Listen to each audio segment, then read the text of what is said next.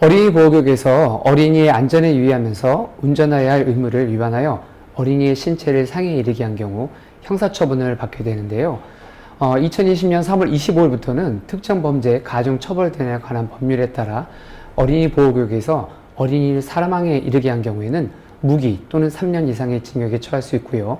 상해에 이르게 한 경우에는 1년 이상 15년 이하의 징역 또는 500만 원 이상 3천만 원 이하의 벌금에 처하게 됩니다.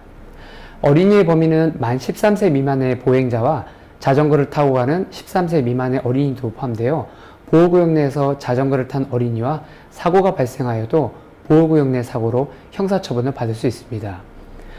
보호구역을 운전하는 운전자는 규정 속도를 지키는 것뿐만 아니라 아이들이 갑자기 도로로 나올 수 있다는 점을 생각하고 운전해야 합니다. 보호구역 내에서 규정 속도를 지켰다 하여도 만 13세 미만의 어린이와 사고가 발생하면 보호구역 내 사고로 형사처분이 가능합니다. 영상을 보면 아이들 3명이 신호없는 횡단보도를 건너기 위해 불법 주차 뒤에 서 있는 모습이 보이는데요. 1.5톤 트럭 한 대가 지나가고 아이들 2명이 먼저 뛰어가는 모습이 보입니다. 아이들의 가장 큰 특징 중 한 가지가 도로를 뛰어서 횡단하는 경우가 많다는 것인데요. 그렇다 보니 운전자 입장에서는 갑자기 뛰어나는 어린이와 사고가 발생하는 경우가 많습니다. 지금 보시는 영상에서 당시 운전자가 아이들과의 사고를 못 막은 또 다른 이유는 횡단보도 앞에 불법 주차 차량이 있었기 때문인데요.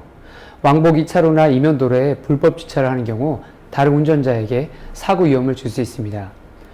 어린이 보호구역 내 불법 주차는 일반 도로에 비해 과태료가 2배가 부과됩니다. 보호구역 내에서 운전할 경우 도로가에 만일 불법 주차 차량이 있을 경우 어린이가 갑자기 나올 수 있다고 생각하고 운전을 해야 합니다. 그리고 횡단보도 인근에서는 속도를 좀 더 줄이고 횡단보도 정지선 앞에서는 한번 멈췄다가 운전하는 습관을 가져야 합니다.